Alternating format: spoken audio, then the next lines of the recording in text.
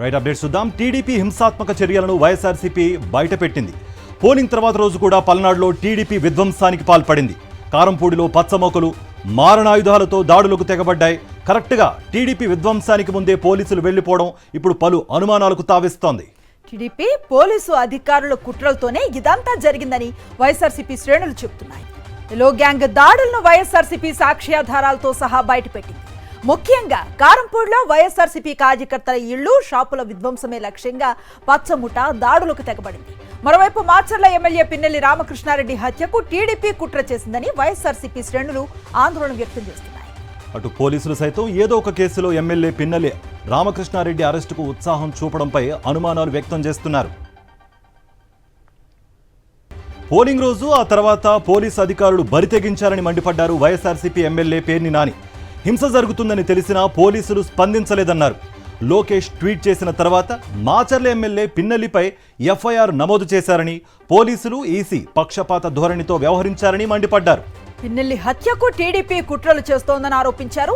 పల్నాడులో ఐజీ నేతృత్వంలోనే ఈ కుట్రకు తెరతీశారని, దీనిపై డీజీపీ స్పందించి చర్యలు తీసుకోవాలన్నారు పేర్ని నాని. ఖచ్చితంగా పిన్నెల్లి రామకృష్ణారెడ్డిని అంతమొందించటానికి తెలుగుదేశం పార్టీ తీవ్రంగా ప్రయత్నం చేస్తుంది. 2009 నుంచి ఇప్పటి వరకు అప్రహత్యంగా తెలుగుదేశం పార్టీకి పట్టున్నటువంటి చోట 2024లో కూడా మళ్ళీ గెలవబోయే పరిస్థితుల్లో ఈ రకమైనటువంటి అంటే మనిషిని అంతమొందించాలని తెలుగుదేశం కుట్ర పనితే, ఆ కుట్రకి ఎవరెవరైతే సహకరిస్తున్నారో సహకరించేటువంటి ప్రతి పోలీసు కూడా అనుభవించాల్సిన పరిస్థితి వస్తుంది. ఎన్నికల కమిషన్ పక్షపాత ధోరణిలో వ్యవహరించిందన్నారు మంత్రి కాకాని. పోలీసు అధికారులను ఉద్దేశపూర్వకంగా బదిలీ చేసి అల్లర్లకు కారణమైందని చెప్పుకొచ్చారు. అసలు మాచర్ల ఘటన వీడియో బయటకెలా వచ్చిందని ఈసీని ప్రశ్నించారు మంత్రి కాకాని.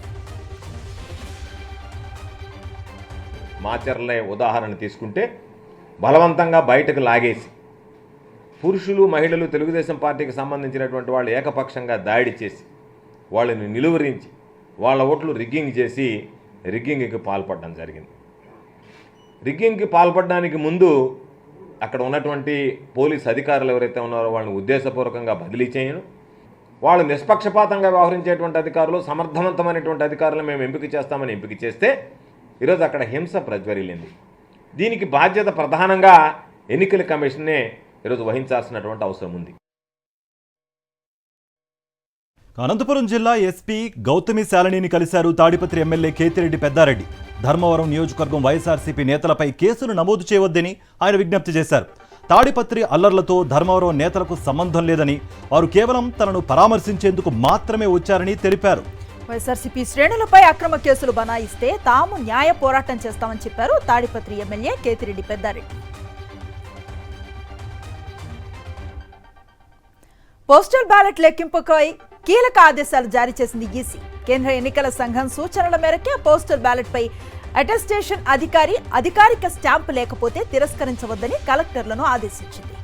ఫామ్ 13A పై రిటర్నింగ్ అధికారి సంతకం సహా పూర్తి వివరాలు ఉంటే, అధికారిక ముద్ర లేకపోయినా బ్యాలెట్ చెల్లుబాటు అవుతుందని సూచించింది. ఈ మేరకు కలెక్టర్లకు పోస్టల్ బ్యాలెట్ లెక్కింపుపై మెమో జారీ చేసింది ఈసీ.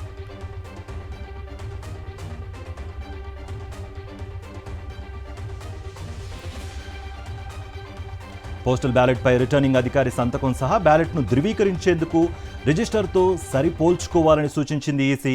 కవర్ సి ఫామ్పై ఎలక్టర్ సంతకం లేదన్న కారణంతో పోస్టల్ బ్యాలెట్ను తిరస్కరించవద్దని ఆదేశించింది. ఫామ్ 13Aలో ఓటర్ సంతకం, రిటర్నింగ్ అధికారి అటెస్టేషన్ సంతకం, బ్యాలెట్ సీరియల్ నంబర్ లేకపోతే దాన్ని ఈసీ తిరస్కరిస్తుంది.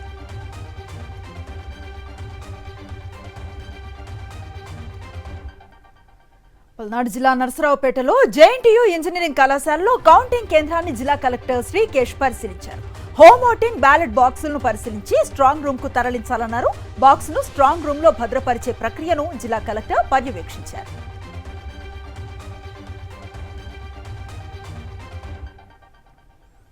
ఎన్టీఆర్ జిల్లా తిరువూరు గ్రామంలో కార్డన్ సర్చ్ నిర్వహించారు ఎస్ఐ అబ్దుల్ నబీ.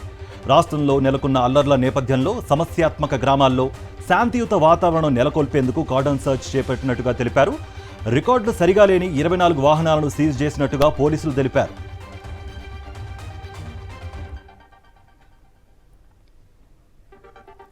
ఖమ్మం, నల్గొండ, వరంగల్ ఎమ్మెల్సీ ఎన్నికకు సంబంధించి పోలింగ్ ఏర్పాట్లు పూర్తయ్యాయి.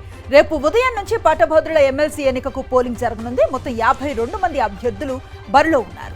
మొత్తం 12 జిల్లాల పరిధిలో 600 పోలింగ్ కేంద్రాలను ఏర్పాటు చేశారు. అత్యధికంగా ఖమ్మం జిల్లాలో 118 పోలింగ్ కేంద్రాలు ఏర్పాటు చేయగా అత్యల్పంగా సిద్దిపేటలో కేవలం 5 పోలింగ్ కేంద్రాలను మాత్రమే ఏర్పాటు చేశారు అధికారులు.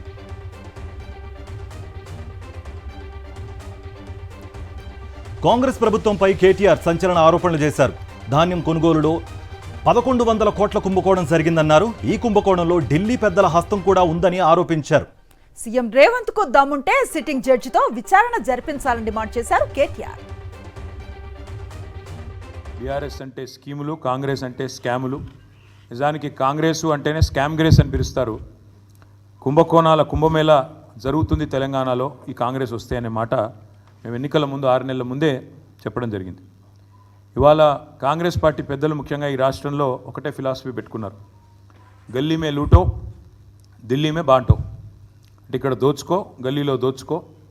ఢిల్లీలో అక్కడ ఉండే కాంగ్రెస్ పెద్దలకు, అక్కడ ఉండే వారికి మరి అందులో ఎందుకంటే సామంతరాజులు కప్పాలు కట్టాలి కాబట్టి ఇక్కడ నుంచి అక్కడ వరకు వారు పంపకాలు, సూట్ కేసులు మోయడం ఇవన్నిట్లో బిజీగా ఉన్నారు.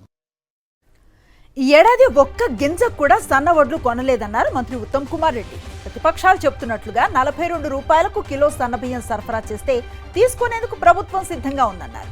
మిల్లర్లపై ఇంత కఠినంగా ఉన్న ప్రభుత్వాన్ని ఎప్పుడూ చూడలేదని, కొందరు డిఫాల్టర్లు మిల్లర్ల కోసమే బీజేపీ, బీఆర్ఎస్ నేతలు అర్థం లేని వ్యాఖ్యలు చేస్తున్నారని మండిపడ్డారు ఉత్తమ్.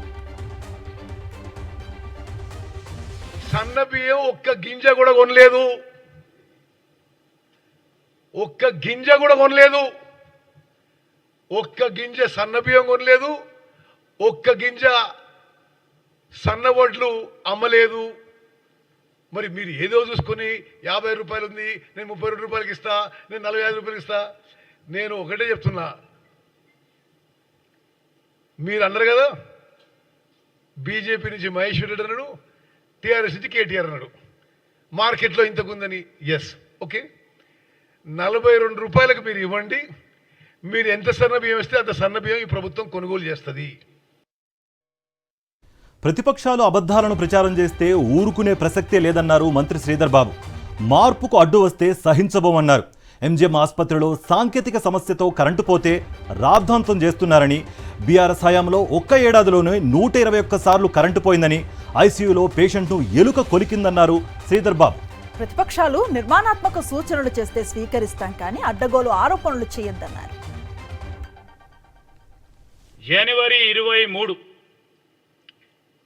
2023 నుంచి డిసెంబర్ 23 వరకు మేము ఎలా చెప్తా ఉన్నాం, అదే హాస్పిటల్లో, అదే ఎంజీఎం హాస్పిటల్లో 121 సార్లు బ్రేక్ డౌన్ అయింది. ఇదే ఐసీయూలో ఎలకలు పేషెంట్ కాలు కొరికినాయి. దానికి సమాధానం ఫస్ట్ చెప్పాలా. ఫస్ట్ మేము రాష్ట్రానికి సంబంధించిన, ప్రజలకు సంబంధించిన సంక్షేమమో అభివృద్ధి విషయంలో ఎక్కడ కూడా కాంప్రమైజ్ అయ్యేది లేదు. స్పష్టంగా వారికి సంబంధించిన అంశాలు వచ్చినప్పుడు ప్రజలందరి తోడ్పాటు తీసుకొని ముందుకు తీసుకెళ్తామని. కొల్లాపూర్, అచ్చంపేటలను కల్లోలిత ప్రాంతాలుగా ప్రకటించాలన్న ఆర్ఎస్ ప్రవీణ్ కుమార్ వ్యాఖ్యలను తీవ్రంగా ఖండించారు కాంగ్రెస్ నేతలు. తన ఆత్మగౌరవాన్ని తాకట్టు పెట్టారని మండిపడ్డారు ఎమ్మెల్యే వంశీకృష్ణ. ఉమ్మడి పాలమూరులో ప్రశాంతమైన వాతావరణం ఉందని, దాన్ని చెడగొట్టేందుకు కేటీఆర్, ఆర్ఎస్ ప్రవీణ్ కుమార్ తీవ్రంగా ప్రయత్నిస్తున్నారని ఆరోపించారు కాంగ్రెస్ నేత మల్లురెడ్డి. నాగర్ కర్నూలు పార్లమెంటులో జరిగిన ఎన్నికల సరళి అత్యంత ప్రశాంతంగా జరిగింది. వారి పార్టీకి సంబంధించినటువంటి అభ్యర్థి అలంపూర్లో బూత్లోకి వెళ్ళి ఆ ఈవీఎంని పగలగొట్టడానికి ప్రయత్నం చేశాడు. ఒక పెద్ద ప్రొషన్ తీసి చచ్చిపోయిన గంటల లోపుల్లోనే ఈ కార్యక్రమం చేస్తున్నారంటే దీనికి ఒక పెద్ద పథకం ప్రకారం పని జరుగుతుంది. ఎవరికి అర్థమైతే లేదు అసలు ఏంది, ఏజెంట్ లేపిన కత్తి ఏంది, కత్తిని మడత పెట్టడం ఏంది, ఆత్మాభిమానాన్ని దూరకాల కాడ తాకట్టు పెట్టడం ఏంది, పెట్టి మళ్ళీ దొరని గీవులు ఆడుకొని ఎంపీ సీట్లో నిలబడ్డాడు. ఇంతవరకు బాగానే ఉంది. కానీ వారికి పాత వాహనం పోలే, పోలీస్ ఆఫీసర్ కదా. ఆ ప్రాంతం రిమోట్ ప్రాంతాలలో, ఏజెంట్ ప్రాంతాలలో, కొన్ని ప్రాంతాల్లో వాడే పదవి.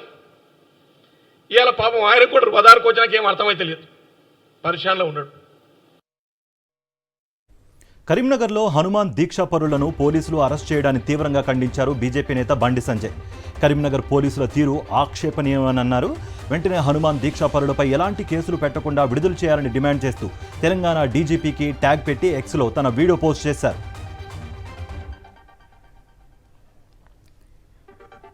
హైదరాబాద్లో గాలివాన బీభత్సం సృష్టించింది. ఉరుములు మెరుపులతో భారీ వర్షం కురిసింది. ఉప్పల్ ప్రాంతంలో పిడుగుపడి చెట్టు కాలిపోయింది. ఇటు ఎల్బీనగర్తో పాటు గట్కేసర్ మండలంలో ఉరుములు మెరుపులతో భారీ వర్షం కురుస్తోంది.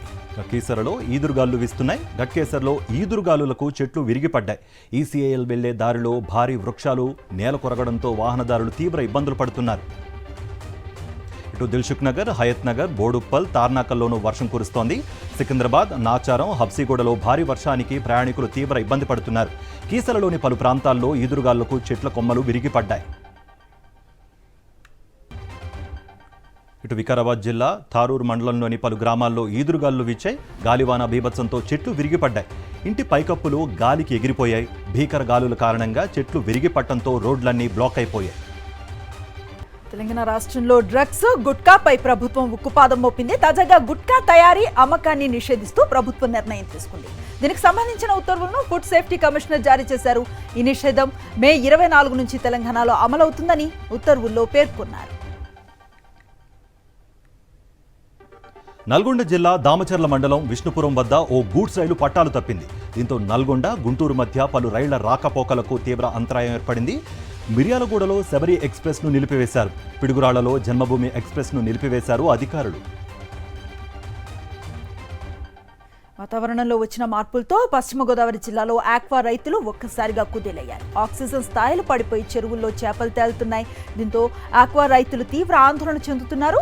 ఆకివీడు మార్కెట్కు ప్రతిరోజు 3 టన్నులు వస్తే ఇవాళ ఒక్కరోజే 130 టన్నుల చేపలు వచ్చాయి. అయితే 130 రూపాయలు ఉండే కేజీ చేపల ధర ఒక్కసారిగా 10 నుంచి 15 రూపాయలకు పడిపోయింది. దీంతో ఆక్వా రైతులు ఆవేదన చెందుతున్నారు.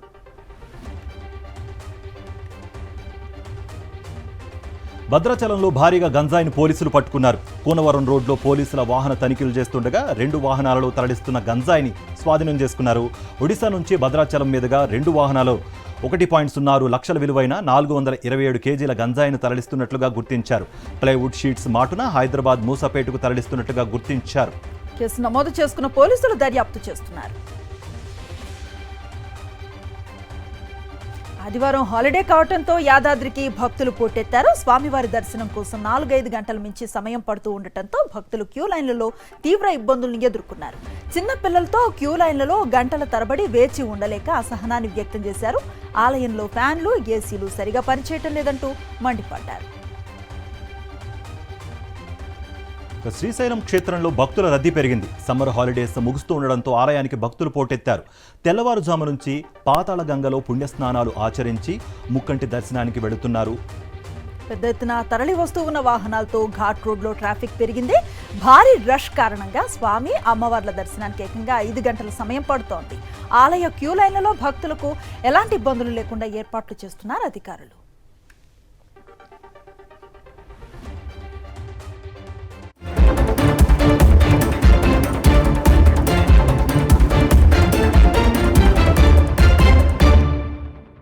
జాతీయ వార్తల వివరాలు చూద్దాం. రక్షణ రంగంలో భారత్ ఆత్మ నిర్భరత సాధించడం ప్రతిపక్ష కూటమికి మింగుడు పట్టం లేదన్నారు ప్రధాని మోదీ. భారత్ నుంచి బ్రహ్మోస్ కొనుగోలు చేసేందుకు ఆసక్తిని చూపిస్తున్న దేశాలకు కాంగ్రెస్ అడ్డుపడుతోందని ఆరోపించారు. రక్షణ రంగంలో విదేశీ దిగుమతులు తగ్గితే కుంభకోణాలకు ఛాన్స్ ఉండదనే కారణంతో కాంగ్రెస్ భయపడుతోందన్నారు. ఇక కర్ణాటక, బెంగాల్లో వెనుకబడ్డ వర్గాలకు రిజర్వేషన్లు తీసేసి వాటిని ముస్లింలకు అప్పగించారని అన్నారు ప్రధాని మోదీ.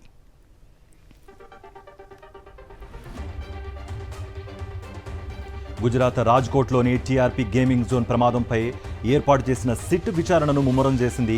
72 గంటల్లోగా నివేదిక ఇవ్వాలని ప్రభుత్వం ఆదేశాలు ఇవ్వడంతో రంగంలోకి దిగిన SIT gaming zone నిర్వాహకులను విచారిస్తోంది.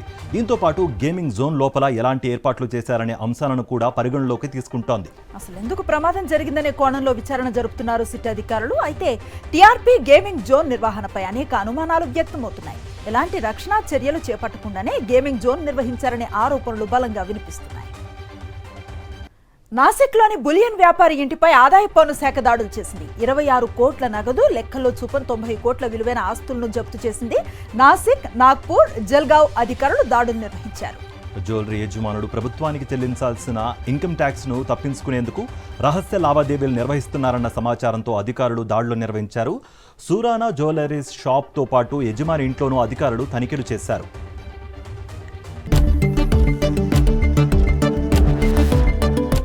Gold prices చూద్దాం. ఆకాశమే హద్దుగా పెరిగిపోతున్న పసిడి ధరలకు బ్రేక్ పడ్డాయి. దేశంలో బంగారం, వెండి ధరలు భారీగా దిగి వస్తున్నాయి. ఈ వారంలో వరుసగా తగ్గుముఖం పడుతున్న బంగారం ధరలు ఇవాళ స్థిరంగా ఉన్నాయి. దీంతో బంగారం కొనాలి అనుకునే వారికి ఇదే మంచి అవకాశమని నిపుణులు చెబుతున్నారు. ఇవాళ 22 క్యారెట్ల 10 గ్రాముల బంగారం ధర 66,400 రూపాయలు ఉండగా 24 క్యారెట్ల 10 గ్రాముల బంగారం ధర 72,440 రూపాయలుగా ఉంది. కిలో వెండి ధర 91,500 రూపాయలు.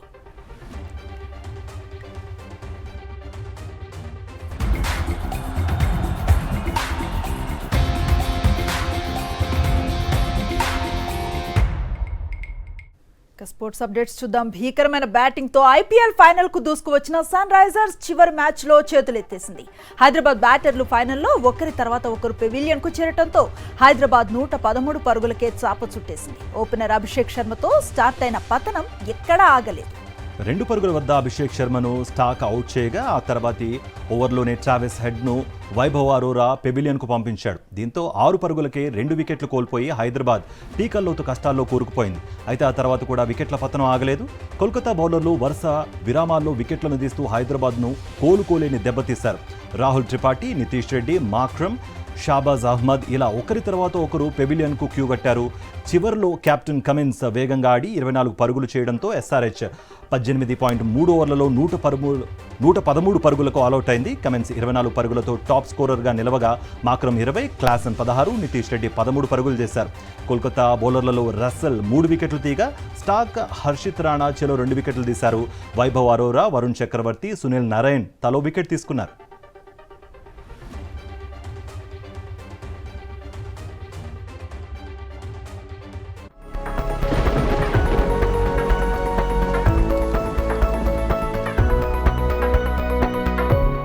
వెదర్ అప్డేట్స్ చూద్దాం. రేమాల్ తుఫాను తీవ్ర తుఫాన్గా మారనుంది. ఈ రోజు అర్ధరాత్రి సాగర ద్వీపం కేపుపరా మధ్య తీరం దాటనున్నట్లుగా వాతావరణ శాఖ అధికారులు చెప్తున్నారు.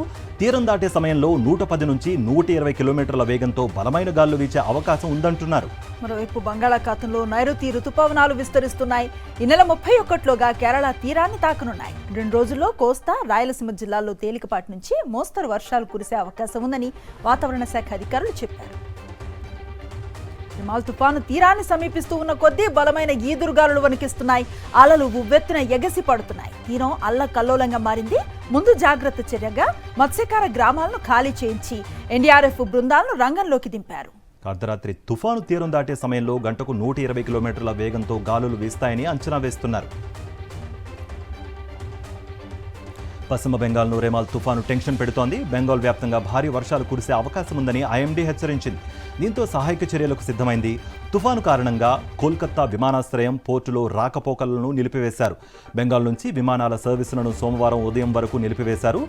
పోర్టుల్లో హెచ్చరికలు జారీ చేశారు. మత్స్యకారులను అప్రమత్తం చేశారు. తీర ప్రాంతాల్లో ప్రజలను సురక్షితంగా తరలిస్తున్నారు. కమ్యూనికేషన్ వ్యవస్థలో ఎలాంటి ఇబ్బందులు తలెత్తకుండా చర్యలు చేపడుతున్నారు.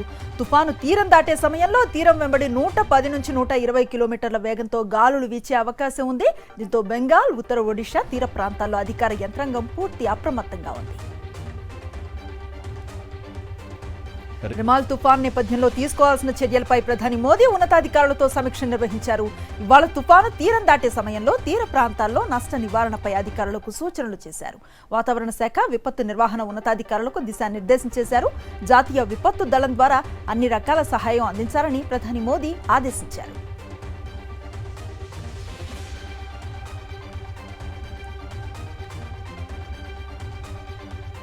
రాజస్థాన్లో ఎండలు దంచి కొడుతున్నాయి. పగటి ఉష్ణోగ్రతలు ప్రజలను బెంబేలెత్తిచ్చేస్తున్నాయి. భానుడి బగబగలతో బయటకు వెళ్లలేని పరిస్థితి నెలకొంది. వృద్ధులు, పిల్లలు తీవ్ర ఇబ్బందులు ఎదుర్కొంటున్నారు.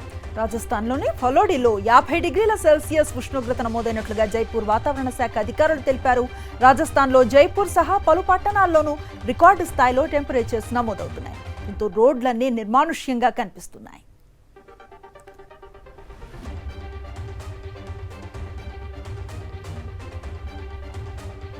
ITV non stop news updates తర్వాత సీక్రెట్ ప్రసారం అవుతుంది. Stay with us.